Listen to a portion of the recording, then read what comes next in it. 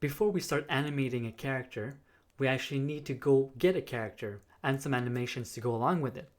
Now, the simplest way, in my opinion, is to use the Mixamo platform, which is a free platform offered by Adobe.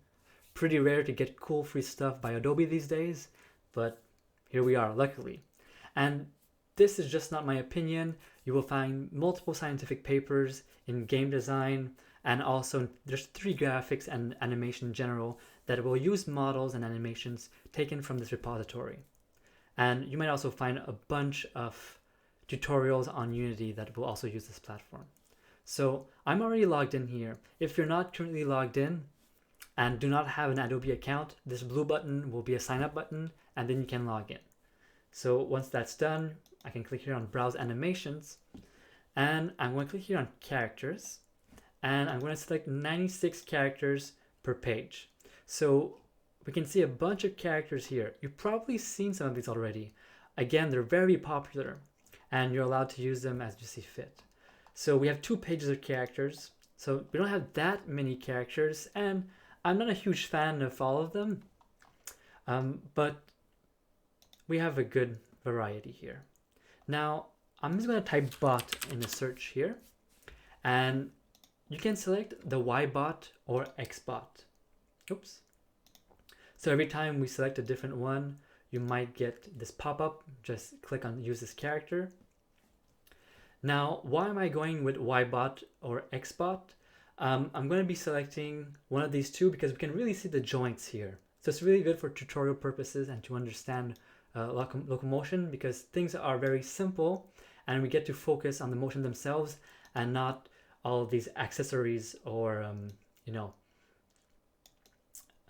aesthetics of the character itself. We're going to be focusing on the animation of the character, the motion of the character. So let's not select this archer, it's too busy. Let's go, let's say, with the X-bot. So this is a very stereotypical female body character. If we click here, we can see the skeleton. So the skeleton is pretty self-explanatory. The way it really works, well, we might get into that a bit later. If we want, we can see the skeleton of this archer. Let's look at a few other skeletons just for fun. So how about this thing?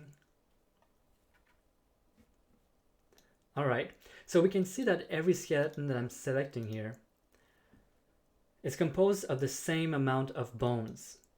They're just positioned differently, and the rotation is slightly different, but they all have the same amount of bones. Let's take this one, for example. Maybe let's find something a bit more special. So obviously this guy's missing part of his arm and hand, so I guess I lied when I said they all have the same amount of bones, but I think you get the gist of it here. Let's just look at another one, something a bit quirky. I'm not so sure. What could we select here? How about this parasite? All right, so that's pretty cool. Now I'm just going to click here, and I'm going to go back to my bot search and go back to the Xbot. Okay, now we selected a character. What we want to do is download the character. So click on download. You have different formats. We have FBX and .DAE. And there are different encodings in the FBX format. So we have binary, which is very, very popular. So if you ever receive an FBX file that was generated through Blender, Maya, or different programs, it will most likely be a binary, just because they're, I guess, more compressed than an ASCII encoding, which is a text-based encoding, so the file size is bigger. And then you have this FBX for Unity, which is pretty specific.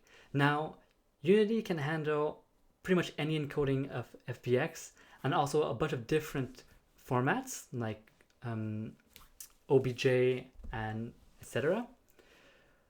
What is this FBX for Unity compared to the FBX binary, for example? Well, apparently it's encoded in a way that's slightly more optimal for Unity. So we'll select that, but you could go with just the very basic binary here and it should be fine. So I'll select this, and then you have different poses. So you have T-pose and the original pose. In this case, if I'm not mistaken, I think they're both the same pose. But we'll go with T-pose because that's really the standard here. So I'll download this. And then I'll select my project. That was right here. And I'll go into my assets. And now I'm going to start organizing things a little bit. I'm going to add a new directory, a new folder. I'll just call it models. And in it, well, it's called xspot.fbx, but let's put something more symbolic for our application here. This will end up to be our player. So I call it player.fbx. Now in Unity, we should see that new folder. By the way, you can always create a new folder directly in Unity by right-clicking, create folder. So we have models, and I have my model right here. So that's pretty great. Now, if we just want to quickly visualize this model in our scene, I can drag and drop it just like if it was a prefab into the scene. So I'll just put it here in the hierarchy. So it's positioned at 0, 0, 0. And there we go. Let me start this. And okay, so that's interesting, but not very lively, not very interactive. Let's start adding in some animations. Now back in Mixamo, we can click on this tab, Animations. So we selected a character, and now we can go download a bunch of different animations for that character. In the preview, we see, well, not only our X-bot, but we have the Y-bot, and we have different characters as well, but don't mind that. For example, if I click on this one, Standing Block Idle, so we see the animation here, we're going to be applying that animation to our selected character. Let's say I go back into characters and I do take this archer. So now we see Standing Block Idle animation on Erica Archer. And that's what's really cool about 3D animation. So we decouple the animation, which is basically, as you can see here, just transformation on different bones, hierarchical transformations on bones to be more precise.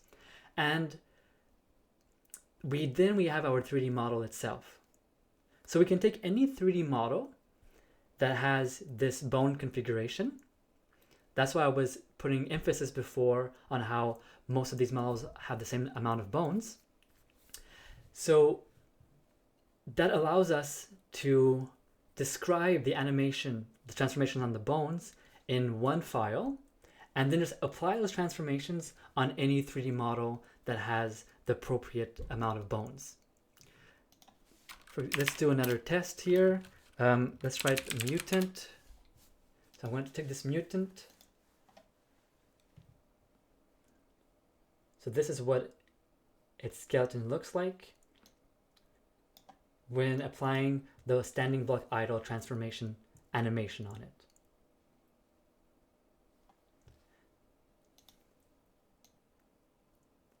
Now obviously you might get some clipping here. So depending on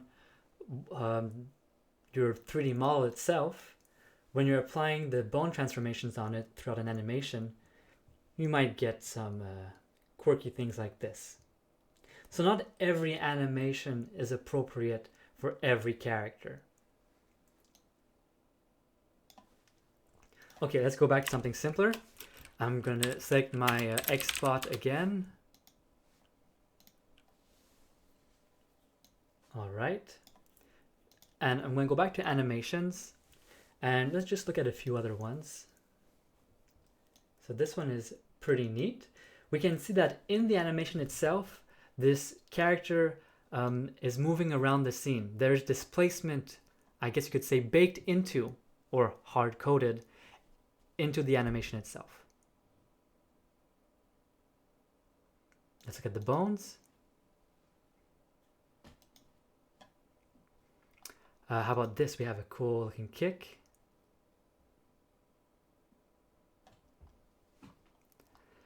Now let's select something a bit more tame. So a basic idle animation. So we have a bunch of them. I'm going to select this one. This is just a very simple pose, slight breathing.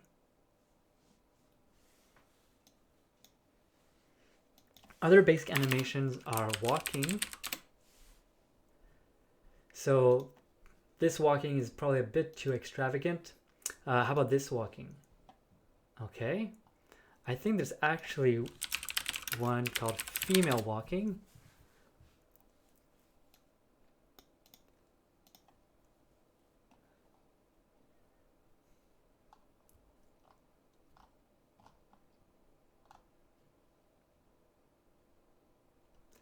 Let me see, there's a bunch of them. The tough walk, the cat walk. This one is also a bit too much. Okay, female walk. I think this one is pretty appropriate. And again, we can see that baked into the animation, their displacement. And this is pretty important. So what we have here on the right are sliders to modify the animation. So we can actually fine tune each animation with different parameters and then download that animation. And then we get to apply that animation in Unity to any 3D model that has an appropriate bone structure. So that's really cool. We can apply animations to different characters. We'll talk about that a bit later. But for now, let's just tweak this a bit. And we can see that we're modifying the amount of displacement. We're changing the speed, basically. So with slower speed, we get less displacement over this time cycle. We can change the stride. So bigger strides, so we get a bit more displacement here. Overdrive is basically the animation speed. So just slow down the animation speed. Or bring it up. Then we have character arm space for this particular one. So that's a bit unnatural of a walk cycle. This is pretty anime-ish, but we have some clipping, so not a big fan of that either. Let's bring this back to 50. So that's pretty natural. Now, if I'm just going to bring the overdrive all the way down, and I want you to notice how the character isn't moving at the same speed over time. So it's not a uniform displacement. So if we were to graph the displacement over time, it wouldn't be linear. There are certain moments where the character is moving a bit faster depending on where the foot is placed. So it's really hard to see here, but it might be a bit easier with a running cycle.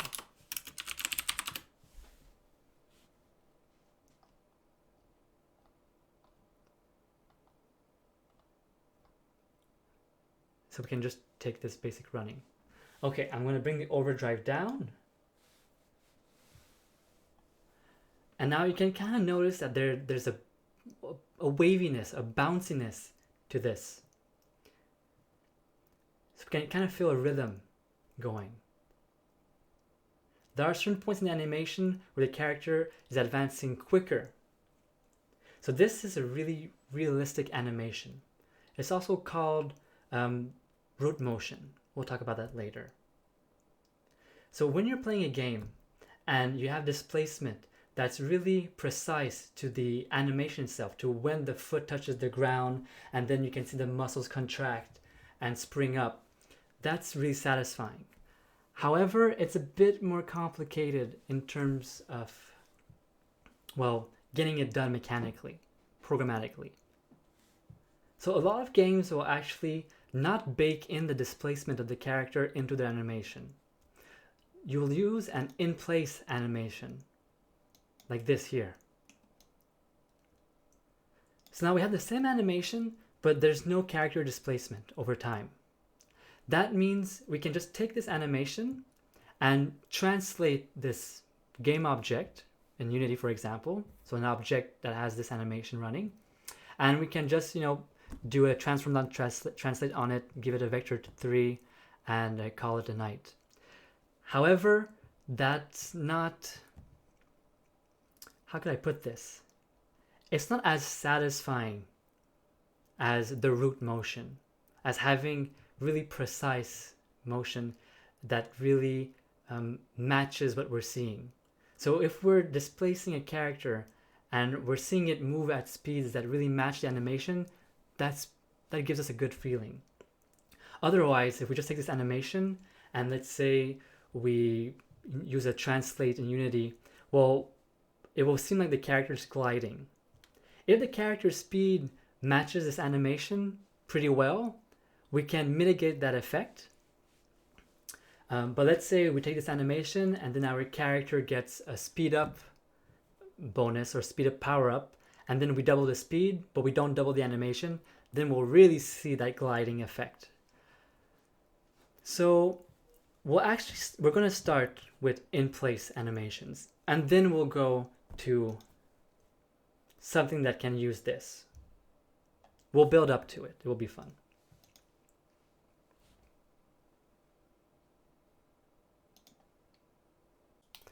Okay, so now let's go back and download an idle animation.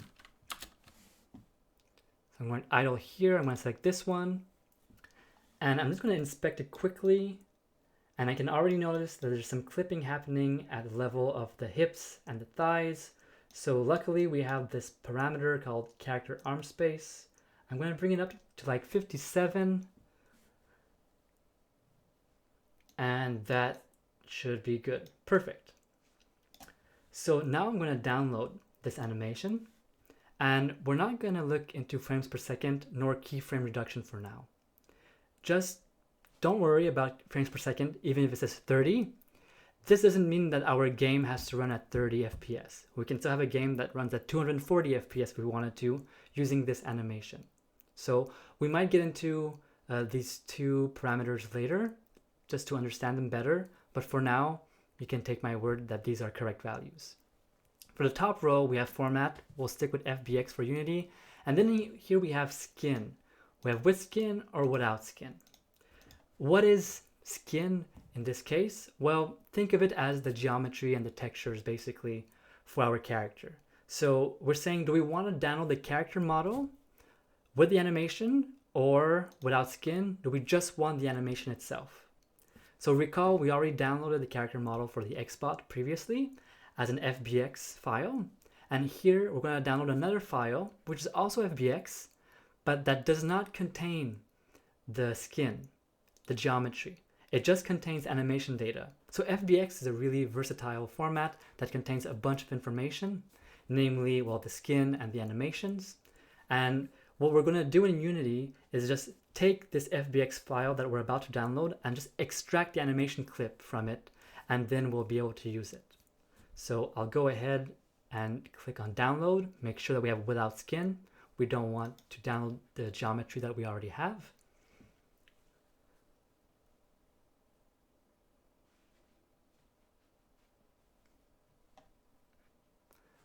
Okay, so I already did it here previously. I'm going to do it again.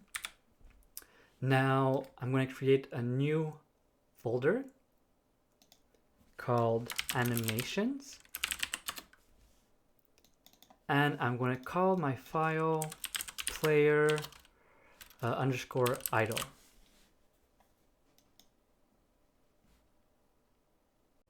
Okay, now let's go back to our female walk. So I just type female walk, select the second one here. And as I mentioned not that long ago, we're going to start with in-place animations. Download this, 30 FPS, no keyframe reduction, and without skin, FBX for Unity.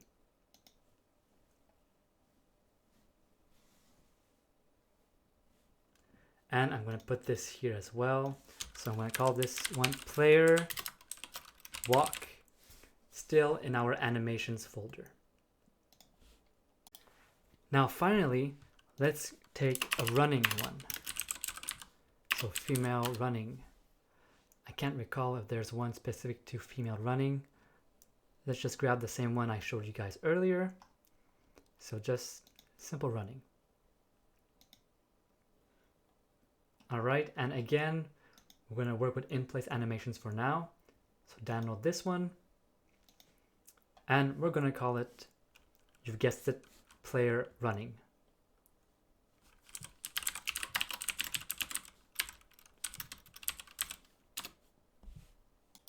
So let's navigate back into the editor. Let's look into our animations and we see our 3 files. Now, if I click on the arrow here, we can see the resources inside one of these files. So the first one, let's ignore it. The second one is our animation clip. So this is the idle animation. We can see that its length is for 16.633 seconds. And we also have similar things for the running. So here 0.7 and here for the walk 1.167. Now you can see that all of these resources that I just clicked on, these triangles, are called animation clips in Unity. And they have a name. For now, they're all called Mixamo.com. We're going to go back in Mixamo and we're just going to download these files again, but we're not going to name them with an underscore. We're going to put a different symbol and we're going to see how Unity treats that symbol. So back here, I will download this running animation again. And now instead of calling it player underscore running, I'm going to name it player, the @ symbol, running.fbx. So Unity will recognize this @ symbol and understand that, okay, this is going to be, this file is going to be referencing an animation clip primarily, and we're going to call it running. So let's say I save this. I'm going to go back into Unity. Here now I have my player @ running, and look at it. This animation clip is now called running. So that's a bit neater, it's more cleaner in terms of how we're naming our things and organizing our project. So this is actually the standard for Unity at the very least. And here's actually some proof that this is the way to go.